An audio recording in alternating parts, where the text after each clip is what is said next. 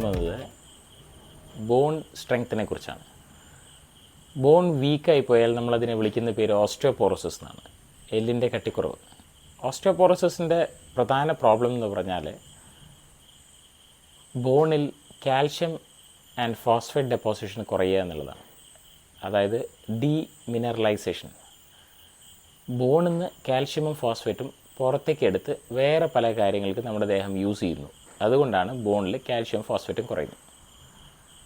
ഇതെന്തുകൊണ്ടാവാം? Calcium ഫോസ്ഫേറ്റിൻ്റെ intake കുറയുന്നതുകൊണ്ടാവാം.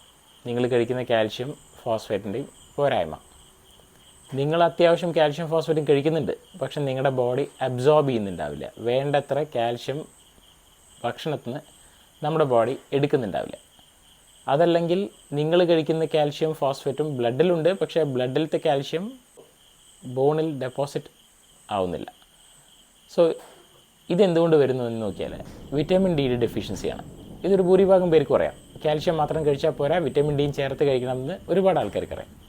Calcium vitamin ഡിയും മാസങ്ങളോളം കൊല്ലങ്ങളോളം കഴിച്ചിട്ടും എനിക്ക് ഓസ്റ്റിയോപോറോസിസ് ആണെന്ന് ഡോക്ടർ പറയുന്നു. എന്തുകൊണ്ട്? സോ നമ്മൾ മനസ്സിലാക്കേണ്ടത് കാൽഷ്യം വിറ്റാമിൻ ഡിയും മാത്രം പോരാ ഒരു ബോൺ ഹെൽത്തിന്. ബോൺ ഹെൽത്തിനെ ഡിറ്റർമൈൻ ചെയ്യുന്നത് ഒരുപാട് ഹോർമോൺസ് ഉണ്ട്. അതിൽ വരുന്നത് പാരാതൈറോയ്ഡ് ഹോർമോൺ. നിങ്ങൾക്ക് പാരാതൈറോയ്ഡ് ഹോർമോണിൻ്റെ ഉൽപ്പാദനം കൂടിയാൽ കാൽഷ്യം ഡെഫിഷ്യൻസി ബോണിൽ വരും. കാൽസിറ്റോണിൻ്റെ കുറവുണ്ടെങ്കിലും ബോൺ ഡെഫിഷ്യൻസി വരും. ഗ്രോത്ത് ഹോർമോൺ കുറവാണെങ്കിൽ വരും ഓസ്റ്റിയോപോറോസിസ്. തൈറോയിഡ് ഡിസോർഡേഴ്സ് ഓസ്റ്റിയോപോറോസിസ് ഉണ്ടാക്കും. ടെസ്റ്റോസ്റ്ററോണിൻ്റെ കുറവ്. പ്രായം കൂടുന്തോറും ടെസ്റ്റോസ്റ്ററോൺ കുറഞ്ഞു വരും. ഓട്ടോമാറ്റിക്കലി ബോൺ സ്ട്രെങ്ത്തും കുറഞ്ഞു വരും. ഈസ്ട്രോജൻ്റെ കുറവ്. ഈസ്ട്രോജൻ എന്ന് പറയുന്നൊരു സ്ത്രീകളിൽ കാണുന്ന ഒരു ഹോർമോണാണ്. അത് പോസ്റ്റ് മെനോപോസൽ വുമനാണ്. മെനോപോസ് കഴിഞ്ഞതിന് ശേഷം ഈസ്ട്രോജൻ ലെവൽസ് കുറയും. അതുമായിട്ട് ബന്ധപ്പെട്ട ഓസ്റ്റിയോപോറോസിസ് വരും. ഇതെല്ലാം കൂടാതെ വിറ്റാമിൻ ഡി എന്ന് പറയുന്നത് ഒരു ഹോർമോൺ തന്നെയാണ്. അപ്പോൾ ഇതെല്ലാം തന്നെ കാൽഷ്യം ഫോസ്ഫേറ്റ് ഡെപ്പോസിഷൻ, ബോണിൽ വരുന്ന ഡെപ്പോസിഷനെ കുറയ്ക്കും. ഇതല്ലാതെ വേറെ മോസ്റ്റ് ഇമ്പോർട്ടൻറ്റ് കോസ്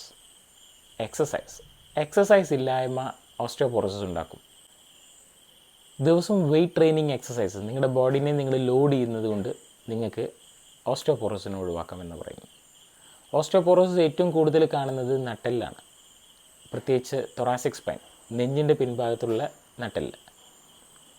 ഇതുകൊണ്ട് തന്നെ കൂന് വരും, ഒരു ചെറിയൊരു ബെൻഡ് വരും. അതുമായിട്ട് ബന്ധപ്പെട്ട് ബാക്ക് പെയിനും തുടങ്ങും.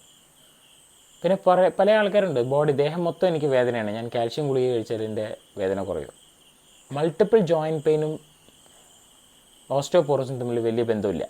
ഓസ്റ്റിയോപോറോസിസ് വേദന ഉണ്ടാക്കുന്നത് പൊതുവെ നട്ടെല്ല് മാത്രമാണ്. ഇതൊക്കെ തെറ്റിദ്ധാരണകളാണ്. ഓസ്റ്റിയോപോറോസിനെ നമുക്ക് എങ്ങനെ കറക്റ്റ് ചെയ്യാം? അഡക്വേറ്റ് കാൽഷ്യം ഇൻടേക്ക്. എന്തൊക്കെ ഫുഡിലാണ് കാൽഷ്യം ഉള്ളത്? ഒന്ന്, പാല്. നമുക്കെല്ലാവർക്കും അറിയാം, ഒരാളുടെ normal requirement 1 gram per day ആണ് calcium requirement. 1 gram per day പാലിൽ നിന്ന് മാത്രം നമുക്ക് എടുക്കണമെങ്കിൽ നമ്മൾ 1 ലിറ്റർ പാല് ദിവസം കൊടുക്കേണ്ടി വരും. അതുകൊണ്ട് തന്നെ നമുക്ക് വേറെ അഡീഷണൽ ഫുഡ്സ് നമുക്ക് നോക്കണം. രാഗി, ഡ്രൈ ഫുഡ്സ് ആൻഡ് ചീരയിൽ വളരെ ഹൈ എമൗണ്ട് ഓഫ് കാൽഷ്യം ഉണ്ട്. ദിവസവും നിങ്ങൾ ചീര കഴിച്ചാൽ അതിനെക്കാട്ടിലും വേറെ health supplement, dietary supplementation of calcium വേറെ ആവശ്യം ഉണ്ടാവില്ല. ആൻഡ് പാല് നിങ്ങൾക്ക് കുടിക്കാം, ഡ്രൈ ഫ്രൂട്ട്സും ഡ്രൈ നട്ട്സും നിങ്ങൾക്ക് കഴിക്കാം. വിറ്റമിൻ ഡിയുടെ നാച്ചുറൽ സോഴ്സസ് എന്ന് നോക്കിയിട്ടുണ്ടെങ്കിൽ ഫുഡുകളിൽ വിറ്റമിൻ ഡി വളരെ കുറവ് തന്നെയാണ്. മാക്സിമം സോഴ്സ് നമുക്ക് വിറ്റമിൻ ഡി കിട്ടുന്നത് സൺലൈറ്റ് എക്സ്പോഷറിൽ.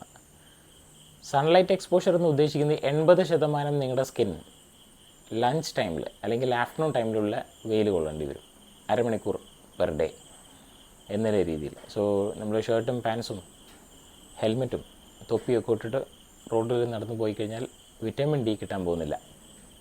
അതിന് നമ്മൾ വെസ്റ്റേണേഴ്സ് എല്ലാം സൺബാത്ത് എടുക്കുന്നത് കാണാം. So 1/2 hour of daily exposure of sunlight കാര്യമായിട്ടുള്ള വിറ്റാമിൻ ഡി പ്രൊഡക്ഷൻ നമ്മുടെ ദേഹത്തിൽ കിട്ടും. ഇതല്ലാതെ വിറ്റാമിൻ ഡി സപ്ലിമെൻറ്റ്സ് അവൈലബിൾ ആണ്, നമുക്കെടുക്കാം. അപ്പോൾ കാൽഷ്യമായി വിറ്റാമിൻ ഡി ആയി. വേറെന്താ? ഹോർമോൺസ്. അത് നമ്മുടെ കയ്യിലുള്ള കാര്യങ്ങളല്ല. ഹോർമോൺ നിങ്ങൾക്ക് കുറവുണ്ടാവാം, കൂടുണ്ടാവാം. ഓഫ് കോഴ്സ് തൈറോയ്ഡ് ഹോർമോൺ കുറവുണ്ടെങ്കിൽ നമുക്ക് ട്രീറ്റ്മെൻറ്റ് എടുക്കാം. ബാക്കിയുള്ള ഹോർമോൺസൊക്കെ ട്രീറ്റ്മെൻറ്റ് എടുക്കേണ്ട രീതിയിലുള്ള ഹോർമോൺ പോരായ്മകളുണ്ടെങ്കിൽ നമുക്ക് ട്രീറ്റ്മെൻറ്റ് എടുക്കാം. എൻഡോക്രൈനോളജിസ്റ്റിനോ ഫിസിഷ്യനെയോ കണ്ട് ട്രീറ്റ്മെൻറ്റ് എടുക്കാം. അതല്ലാതെ എക്സസൈസ്, ദിവസം ചെയ്യുന്ന എക്സസൈസ്, അതായത് വെയ്റ്റ് ട്രെയിനിങ് കാര്യമായിട്ട് രീതിയിൽ ഓസ്റ്റിയോപോറോസിനെ കറക്റ്റ് ചെയ്യുമെന്നാണ് പറയുന്നത്. നമ്മുടെ ബോഡിയിലുള്ള ബോൺ ഒരു ബേസിക് സ്ട്രക്ചർ ഉണ്ടാവും. ആ ബേസിക് സ്ട്രക്ചറിനെ നമ്മൾ ഓസ്റ്റോയിഡ് എന്ന് പറയും. ഈ ഓസ്റ്റോയിഡിൻ്റെ മുകളിലാണ് കാൽഷ്യമും ഫോസ്ഫേറ്റും പോയി ഡെപ്പോസിറ്റ് ആയിട്ട് ഒരു സ്ട്രോങ് ബോണായി മാറുന്നത്. നമ്മുടെ കോൺക്രീറ്റ് പോലെ ഉള്ളിൽ കുറേ കമ്പികൾ കെട്ടിവെക്കും. ആ കമ്പികൾ കെട്ടിവെക്കുന്നത് പോലെയാണ് ഓസ്റ്റോയിഡ്. അതിൻ്റെ മുകളിൽ കുറേ ജെല്ലിയും മണലും സിമെൻറ്റും മിക്സ് ചെയ്യുമ്പോഴാണ് ഒരു സ്ട്രോങ് കോൺക്രീറ്റ് ഫോം ആവുന്നത്. അതേപോലെ തന്നെ കാൽഷ്യം ഫോസ്ഫേറ്റും ഡെപ്പോസിറ്റ് ആകുമ്പോഴാണ് ഈ ഓസ്റ്റോയിഡ് എന്ന് പറയുന്ന ബേസിക് സ്ട്രക്ചറിനെ ഒരു സ്ട്രോങ് ബോണായി മാറുന്നത്. So calcium and phosphate deposit ആവാൻ വിറ്റമിൻ ഡി വേണം, ഞാൻ മുന്നേ പറഞ്ഞ പോലെ. സോ ഇത്തരം സ്ട്രോങ് ബോണിനെ നമ്മൾ കൂടുതൽ സ്ട്രോങ് ആക്കുന്നത് നമ്മുടെ ദേഹത്തിൽ തന്നെ ഒരു മെക്കാനിസം ഉണ്ട്, റീമോഡലിംഗ് എന്ന് പറയും.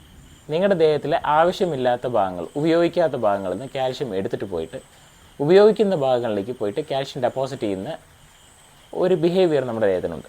അതിനാണ് നമ്മൾ റീമോഡലിംഗ് എന്ന് പറയുന്നത്. റീമോഡലിംഗ് എന്ന് ഉദ്ദേശിച്ചാൽ ഒരു ഭാഗത്ത് എല്ലിൻ്റെ ഒരു ഭാഗത്ത് നിന്ന് കാൽഷ്യം എടുത്തുകൊണ്ടേയിരിക്കും, വേറൊരു ഭാഗം ബോൺ ഫോർമേഷൻ നടന്നുകൊണ്ടിരിക്കും. അപ്പോൾ ഈ ബോൺ ഡിസ്ട്രക്ഷനും ബോൺ ഫോർമേഷനും ഒരു സൈക്കിൾ പോലെ തുടർന്നുകൊണ്ടിരിക്കും. ഈ സൈക്കിളിനെ നമുക്ക് ബ്രേക്ക് ചെയ്യാൻ പറ്റില്ല, പക്ഷേ ഈ സൈക്കിളിനെ കാര്യമായിട്ട് നമുക്ക് ഇൻഫ്ലുവൻസ് ചെയ്യാൻ പറ്റും. എങ്ങനെ? ബോൺ ഫോർമേഷനെ കൂട്ടുക, ബോൺ ഡിസ്ട്രക്ഷനെ കുറയ്ക്കുക എന്നുള്ളതാണ്. എങ്ങനെ? അതും ആവശ്യമായിട്ടുള്ള രീതിയിലുള്ള എക്സസൈസുകൾ, വെയ്റ്റ് ട്രെയിനിങ് എക്സസൈസ്, ജിമ്മിൽ പോവുക, ജോഗിങ്, സൂംബ അല്ലെങ്കിൽ വെയിറ്റ് എടുക്കുന്ന എക്സസൈസ്. ജോഗിങ് പോലത്തെ എക്സസൈസ് കാലുകൾക്കും നട്ടലുകൾക്കും കാര്യമായിട്ട് രീതിയിൽ ഓസ്റ്റിയോപോറോസിസ് പ്രിവെൻറ്റ് ചെയ്യും. ഓസ്റ്റിയോപോറോസിസ് പ്രിവെൻഷൻ തുടങ്ങേണ്ട പ്രായം വളരെ കുറവാണ്. 20-25 വയസ്സിലാണ് ഓസ്റ്റിയോപോറോസിസ് പ്രിവെൻഷൻ തുടങ്ങേണ്ടത്. 50-55 വയസ്സിന് ശേഷം ഓസ്റ്റിയോപോറോസിസ് പ്രിവെൻഷൻ ഫലപ്രദമല്ല. എന്തുകൊണ്ടെന്ന് വെച്ചാൽ നമ്മുടെ ബോഡിയിലത്തെ ടെസ്റ്റോസ്റ്ററോൺ ലെവൽസും ബാക്കിയുള്ള ഹോർമോൺ ലെവൽസൊക്കെ കുറഞ്ഞു വരുന്ന സമയത്താണ് നമ്മൾ പോയിട്ട് സ്കെലറ്റൽ മസിൽ എക്സസൈസുകളും കാര്യങ്ങളും ചെയ്തിട്ട് ബോണിനെ ശക്തിപ്പെടുത്താൻ നോക്കും. So it results in failure. So osteoporosis അഥവാ എല്ലിന് കൊട്ടിക്കുറവിനെ നമ്മൾ ട്രീറ്റ്മെൻറ്റ് ചെയ്യേണ്ടത് calcium supplements, vitamin D supplements, അല്ലെങ്കിൽ വിറ്റമിൻ ഡി പ്രൊഡക്ഷന് വേണ്ടിയിട്ട് വെയിൽ കൊള്ളുക, adequate amount of proteins, adequate amount of exercises. എക്സസൈസിൻ്റെ പോരായ്മ കൊണ്ടാണ് കൂടുതൽ ഓസ്റ്റിയോപോറോസിസ് നമ്മുടെ നാട്ടിൽ കണ്ടുവരുന്നത്. ഓസ്റ്റിയോപോറോസിസ് കൊണ്ട് എന്ത് സംഭവിക്കാം? ഭാവിയിൽ ഒരു ഫ്രാക്ചർ സംഭവിക്കാം, അല്ലെങ്കിൽ ഫ്രാക്ചറായ എല്ലുകൾ യോജിക്കാൻ വൈകാം. ഹോപ്പ്ഫുള്ളി ഞാൻ പറഞ്ഞ കാര്യങ്ങളൊക്കെ മനസ്സിലാക്കണമെന്ന് വിചാരിക്കുന്നു. ആൻഡ് നിങ്ങൾക്കറിയാവുന്നവരാരെങ്കിലും ഓസ്റ്റിയോപോറോസിസ് ട്രീറ്റ്മെൻറ്റ് എടുക്കുന്നവരുണ്ടെങ്കിൽ അവർക്ക് ഫോർവേഡ് ചെയ്യൂ. ഫ്രാക്ചർ വന്നിട്ട് ട്രീറ്റ്മെൻറ്റ് എടുക്കുന്നവരുണ്ടെങ്കിൽ, അല്ലെങ്കിൽ ഒരു പ്ലാസ്റ്റർ ഇട്ടിട്ട് അല്ലെങ്കിൽ ഒരു സർജറി കഴിഞ്ഞതിന് ശേഷം ട്രീറ്റ്മെൻറ്റ് എടുക്കുന്നവരുണ്ടെങ്കിൽ അവർക്കും ഫോർവേഡ് ചെയ്യും. Thank you so much. Meet you next week.